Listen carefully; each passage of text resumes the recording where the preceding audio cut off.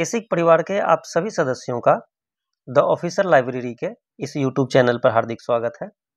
हम यहाँ चर्चा करते हैं ईएसआईसी के विभागीय परीक्षा के संबंध में। इस कड़ी में आज हम डिटेल्ड एनालिसिस करेंगे एलडीसी के लिए 2018 में आयोजित परीक्षा के प्रश्न पत्र की। तो चलिए स्टार्ट करते हैं। पहला प्रश्न पूछा गया था, कर्मचारी राज्य बीमा योजना का प्रारंभ कहां से किया गया था। स्थान की बात की जा रही है। हम इसके बैकग्राउंड में देखें तो सबसे पहले देखेंगे कि इसका प्रारंभ हुआ कहां से था और कब हुआ था। इसका प्रारंभ 24 फरवरी 1952 को हुआ था। शुरुआत किसने की थी? तो प्रथम पीएम जवाहरलाल नेहरू, इन्होंने इसकी शुरुआत करी थी। जैसा कि आपको पता है इसकी शुरुआत 24 फरवरी को हुई थी, इसलिए हम आज 24 फरवरी को आज भी एसिक दिवस मनाते हैं। एसिक दिवस मनाते हैं। इसकी शुरुआत कहाँ से की गई थी? तो इसकी शुरुआत कानपुर एवं दिल्ली से की गई थी। तो हम इसके बारे में इतनी जानकारी लिए। पहली जानकारी, का प्रारंभ कब हुआ था? इसका सही उत्तर होगा 24 फरवरी 1952। दूसरा, किन्होंने की थी? तो प्रथम प्रधानमंत्री जवाहरलाल नेहरू ने की थी। थर्ड, कि एसिक दिवस कब मनाया जाता है? तो 24 फरवरी को, यानी 24 फरवरी को एसिक दिवस मनाया जाता है और इसकी शुरुआत कानपुर एवं दिल्ली से की गई थी। अतः इसका सही उत्तर होगा कानपुर एवं दिल्ली, यानी ऑप्शन डी इसका सही उत्तर है। अब चलते हैं दूसरे प्रश्न की ओर। दूसरा प्रश्न पूछा गया था कि MEUD क्या होता है? MEUD modified employer utilization dispensary क्या होता है? इसके बैकग्राउंड में कुछ जानकारी लेते हैं। जैसा कि आपको पता है ईएसआईसी अपने बेनिफिशियरीज को चिकित्सा सुविधाएं प्रदान करती है। चिकित्सा सुविधाएं कैसे प्रदान करती है? तो पहला, कुछ हॉस्पिटल्स के माध्यम से। हॉस्पिटल्स ईएसआईसी दो तरह से चलाती है। एक तो ईएसआईसी यानी कॉरपोरेशन खुद चलाती है, दूसरा है ESIS यानी वो स्कीम के हॉस्पिटल है जो कि स्टेट द्वारा रन कराए जाते हैं। ठीक उसी प्रकार से दूसरा, डिस्पेंसरी भी चलाई जाती है। डिस्पेंसरी भी उसी तरह से दो तरीके के हैं, ESIC के डिस्पेंसरी और ESIS के डिस्पेंसरी। तीसरा MEUD है। MEUD मतलब मॉडिफाइड एम्प्लॉयर यूटिलाइजेशन डिस्पेंसरी। इस डिस्पेंसरी के माध्यम से भी यह एम्प्लॉयर के द्वारा चलाया जाता है और आईपी के लिए चलाया जाता है। जैसा कि आपने देखा ऊपर, हॉस्पिटल ESIC के द्वारा, ESIS के द्वारा, डिस्पेंसरी ESIC के द्वारा, ESIS के द्वारा, और MEUD एम्प्लॉयर के द्वारा चलाया जाता है अपने आईपीज के लिए। नेक्स्ट हम देखें तो चौथा, IMPs इंश्योरेंस मेडिकल प्रैक्टिशनर, इसके माध्यम से भी चिकित्सा सुविधाएं प्रदान की जाती है। और फिफ्थ है प्राइवेट टाई अप हॉस्पिटल। तो इन माध्यमों से ईएसआईसी अपने बेनिफिशियरीज को मेडिकल सुविधाएं प्रदान करती है। तो चलते हम देखते हैं अब इसके सही उत्तर की तरफ। पहला ऑप्शन कहता है कि MEUD जो होता है निगम द्वारा चलाया जाता है, नियोक्ता हेतु चलाया जाता है। इसका मतलब कि ईएसआईसी अपने एम्प्लॉयर के लिए चलाती है। दूसरा ऑप्शन कहता है कि बीमांकित द्वारा यानी आईपी के द्वारा चलाया जाता है और नियोक्ता हेतु चलाया जाता है। तीसरा ऑप्शन कहता है कि नियोक्ता द्वारा बीमांकित हेतु चलाया जाता है और चौथा ऑप्शन कहता है कि नियोक्ता हेतु चलाया जाता है। तो हम देखें तो पहला ऑप्शन नियोक्ता हेतु यानी एम्प्लॉयर के लिए कोई डिस्पेंसरी नहीं चलाई जाती है, इसलिए ये गलत है। दूसरे में भी नियोक्ता हेतु यानी ये एम्प्लॉयर के लिए डिस्पेंसरी नहीं चलाई जाती, ये भी गलत। थर्ड, ये फोर्थ भी गलत, और ये नियोक्ता द्वारा बीमांकित हेतु, इसका मतलब इसका सही उत्तर सी हो जाएगा। चलते हैं नेक्स्ट क्वेश्चन की ओर। नेक्स्ट क्वेश्चन है अंडर सेक्शन 59B।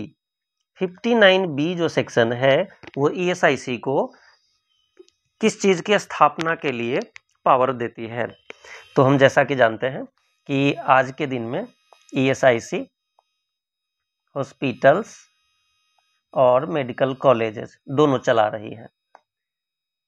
आज मेडिकल कॉलेज की संख्या 9 है और हॉस्पिटल्स 50, यानी total 59।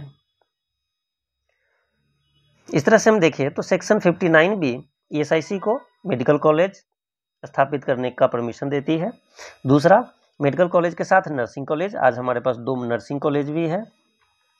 Training institute for paramedical staff, यानी पैरामेडिकल स्टाफ के लिए प्रशिक्षण हेतु इंस्टीट्यूट बनाए जा सकते हैं। इस तरह से हमारा सही उत्तर ए, बी, सी तीनों है, अतः हमारा सही उत्तर डी हो जाएगा। चलते हैं नेक्स्ट क्वेश्चन की ओर। अगला क्वेश्चन है, आश्रित हित लाभ किस परिस्थिति में स्वीकृत होता है? आश्रित हित लाभ कब मिलता है? तो इसके बैकग्राउंड में देखें, जैसा कि आपको पता है ईएसआईसी का लोगो अपने आप में एक पंचदीप को प्रदर्शित करता है। इसका मतलब 5 प्रकार के बेनिफिट, यानी 5 प्रकार की सुविधाएं बीमित को प्रदान किए जाते हैं मुख्यतः। पहला है मेडिकल बेनिफिट, यानी चिकित्सा हित लाभ। दूसरा है सिकनेस बेनिफिट,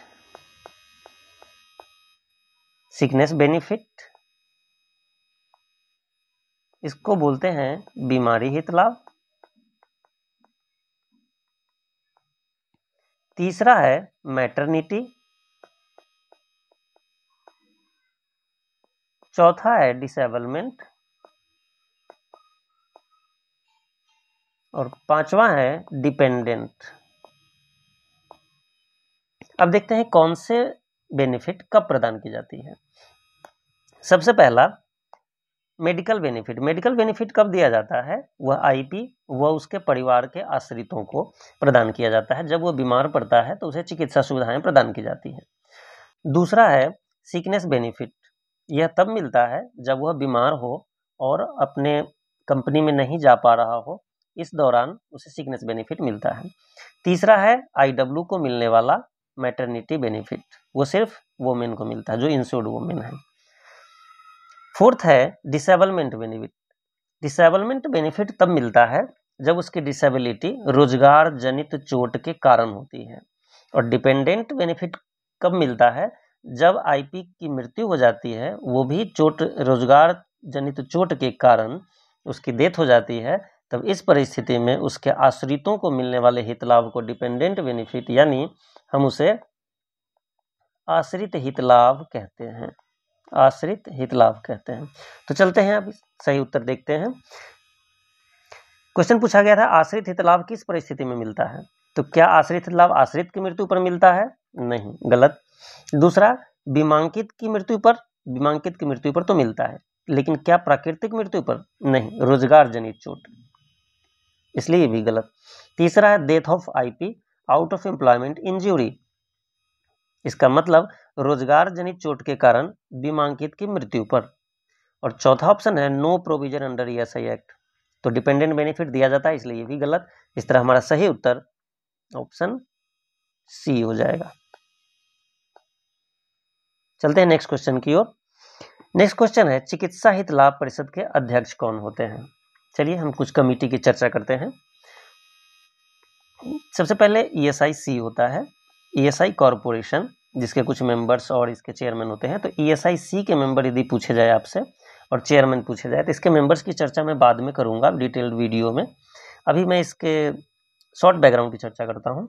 ईएसआई कॉर्पोरेशन के चेयरमैन जब यदि पूछे जाते हैं, अध्यक्ष पूछे जाते हैं, तो ईएसआईसी के अध्यक्ष होते हैं यूनियन मिनिस्टर ऑफ लेबर, हमारे यूनियन मिनिस्टर होते हैं। और इसके वाइस चेयरमैन यानी उपाध्यक्ष जो होते हैं सेक्रेटरी होते हैं।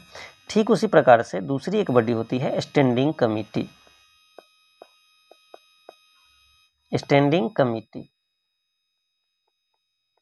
आपसे पूछा जाए कि स्टैंडिंग कमिटी के चेयरमैन कौन होते हैं, तो इसके सचिव होते हैं। सचिव कौन? तो ministry of labour and employment यानी मोल, सचिव जो होंगे मोल के, वो स्टैंडिंग कमेटी के चेयरमैन कहे जाएंगे। तीसरा एक मुख्य है मेडिकल बेनिफिट काउंसिल यानी चिकित्सा हित लाभ परिषद। जब इसके चेयरमैन पूछे जाएंगे तो इसके चेयरमैन हमारे डायरेक्टर जनरल होते हैं, डायरेक्टर जनरल। इस तरह हमारा सही उत्तर क्या होगा हम देखते हैं। चिकित्सा हित लाभ परिषद के अध्यक्ष की चर्चा की गई है, तो चिकित्सा हित लाभ परिषद के अध्यक्ष डायरेक्टर जनरल ईएसआईसी होते हैं। अब देखते हैं नेक्स्ट क्वेश्चन। नेक्स्ट क्वेश्चन था ईएसआईसी के अंतर्गत अंशदान की दर क्या है। तो यह 2018 में पूछा गया था, परंतु अभी देखें तो वर्तमान सिनेरियो क्या है उसका, हम उसकी चर्चा करते हैं। 2018 तक यानी पहले 1 जुलाई 2019 से इसके रेट बदल गए हैं। पहले की बात करता हूं और अभी की बात। एम्प्लॉयर और एम्प्लॉय, एम्प्लॉयर पहले 4.75% और एम्प्लॉय 1.75% का योगदान करते थे। इस तरह हमारा कंट्रीब्यूशन पहले 6.5% था, परंतु अब जो 4.75% था वो अब 3.25% है और एम्प्लॉय द्वारा 0.75%, इसलिए अब हमारा 4% कंट्रीब्यूशन है। तो आपसे ये क्वेश्चन पूछा जाता है कि वर्तमान में कितने हैं, तो 4%, पहले कितने थे तो 6.5%, पहले आईपी कितने देते थे तो 1.75, अब दे रहे हैं 0.75, पहले एम्प्लॉयर का कितना था 4.75, अब है 3.25। यह रेट कब से चेंज हुआ है तो उसके डेट हो जाएंगे 1 जुलाई 2019। इस तरह हम इतनी जानकारी लेते हैं, और जिस समय यह पूछा गया था उस समय दर 6.5% था। चलते हैं नेक्स्ट क्वेश्चन की ओर। नेक्स्ट क्वेश्चन है कर्मचारी राज्य बीमा निगम की 11वीं वार्षिक खेलकूद प्रतियोगिता का आयोजन किया गया। कहाँ किया गया था? जब 2018 में यह क्वेश्चन पूछा जा रहा था उस वक्त यह प्रतियोगिता आयोजित की गई थी रांची में, इसलिए इसका सही उत्तर सी होगा। वर्तमान में इसका ज़्यादा रिलेवेंसी नहीं है क्योंकि अभी वर्तमान में इस तरह की कोई प्रतियोगिताएं नहीं हुई है। यदि इस वर्ष में आयोजित होती है तो एग्जाम से पहले आपको अपडेट कर दिए जाएंगे। चलते हैं नेक्स्ट क्वेश्चन की ओर। नेक्स्ट क्वेश्चन है बीमांकित व्यक्ति का आश्रित जो होगा, बीमांकित व्यक्ति पर जो आश्रित होते हैं उसे सुपर स्पेशलिटी ट्रीटमेंट मिलना शुरू होगा कब से, कितने दिन तक लगातार सेवा के बाद। यदि आईपी कितने दिन लगातार सेवा प्रदान करता है तो उसके आश्रितों को भी सुपर स्पेशलिटी ट्रीटमेंट मिलने लगेगा। हम इसके डिटेल की कुछ चर्चा करते हैं। जैसा कि आपको पता है कि सिकनेस बेनिफिट के लिए अलग क्राइटेरिया है, एसएसटी के लिए अलग क्राइटेरिया है, वही मेडिकल बेनिफिट के लिए अलग क्राइटेरिया है। देखेंगे एसबी के लिए आपको 78 डेज पूरा होना चाहिए एक कंट्रीब्यूशन पीरियड में, वही एसएसटी के लिए 1 ईयर होने चाहिए। टाइम पूछे तो 1 ईयर और डेज पूछे तो 156 डेज दो कंट्रीब्यूशन पीरियड में। और मेडिकल बेनिफिट के लिए आईपी और उसके फैमिली फर्स्ट डे से ही एलिजिबल हो जाते हैं। इस तरह हमारा सही उत्तर ए होगा। चलते हैं नेक्स्ट क्वेश्चन की ओर। The current limit to cover an employ under ESI scheme. ESI scheme में एम्प्लॉय को कवरेज के लिए मैक्सिमम वेज लिमिट कितनी है? तो आपको बताते चले, अभी वर्तमान में वेज लिमिट 21,000 रुपये है और रुपीज 25,000 है। 21,000 किसके लिए और 25,000 किसके लिए? 21,000 नॉर्मल केस में है और 25,000 पीडब्ल्यूडी कैटेगरी के लोगों के लिए है। इसके बैकग्राउंड में एक और चीज बताना चाहूंगा, जो अभी 21,000 आपको दिख रहा है यह पहले 15,000 हुआ करता था, अभी 21,000 है। तो आपके लिए ये दोनों इंपॉर्टेंट क्वेश्चन है कि 25,000 पीडब्ल्यूडी के लिए, 21,000 नॉर्मल आईपी के लिए। इस तरह हमारा सही उत्तर डी हो जाएगा। नेक्स्ट क्वेश्चन है बीमांकित व्यक्ति के निम्न में से कौन से संबंधी, यानी किसी संबंधी की बात हो रही है, कौन सी संबंधी बीमांकित व्यक्ति के आय पर आश्रित न रहते हुए भी, यानी उसके इनकम पर आश्रित नहीं है, यानी वो अलग से इंडिविजुअल उसकी अर्निंग है फिर भी परिवार की परिभाषा में शामिल है, यानी उसके परिवार के सदस्य माने जाएंगे चाहे वह इनकम भी कर रहे हो। तो वो कौन होते हैं? तो फैमिली का डिफिनीशन है, हम फैमिली की चर्चा कर लेते हैं। फैमिली का डिफिनीशन ईएसआई एक्ट के अंडर सेक्शन 211 में दिए गए हैं। इसमें कुछ चर्चा की गई है कि इसमें कौन कौन से लोग फैमिली में काउंट होंगे। तो सबसे पहला स्पाउस है, दूसरा पुत्र 21 वर्ष तक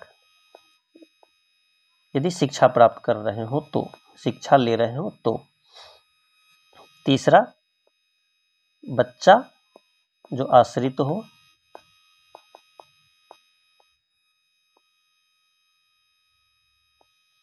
फोर्थ आश्रित माता पिता, फिफ्थ है कि भाई और बहन भी हो सकते हैं, भाई बहन भी हो सकते हैं, लेकिन कब, उसके क्राइटेरिया है, भाई व बहन भी हो सकते हैं फैमिली में, लेकिन कब, जब इनके माता व पिता न हो, माता पिता न हो, इस स्थिति में। इस तरह हमने देखा कि फैमिली का डिफिनीशन दिया कहाँ गया है, तो ईएसआई एक्ट के अंडर सेक्शन 211। ये आपके लिए इंपॉर्टेंट क्वेश्चन है और इसमें कौन कौन से आते हैं वो आपको मैंने बता दिया। इसमें फिर डिपेंडेंट की चर्चा भी करनी है जो कि मैं बाद में करूंगा, लेकिन आप इसमें आश्रित वर्ड आया है इसलिए मैं आपको यहाँ बता रहा हूँ। आश्रित की चर्चा ईएसआई एक्ट के अंडर सेक्शन 26A में की गई है। तो आपके लिए भी इंपॉर्टेंट क्वेश्चन हो जाता है, ये भी इंपॉर्टेंट हो जाता है। इस तरह सही उत्तर इसका ए होगा। Thank you. यह इस एग्जाम का सबसे लास्ट क्वेश्चन था। आपको पता है एलडीसी के लिए 10 क्वेश्चन ईएसआई स्कीम से पूछे जाते हैं। इसकी चर्चा सिलेबस के वीडियो में की गई है। आप यदि आपने वो वीडियो नहीं देखा है तो कृपया जाकर वो देख लें। और इस तरह से फिर अगला वीडियो लेकर आएंगे आपके लिए अगला सब्जेक्ट के लिए। तब तक के लिए थैंक यू।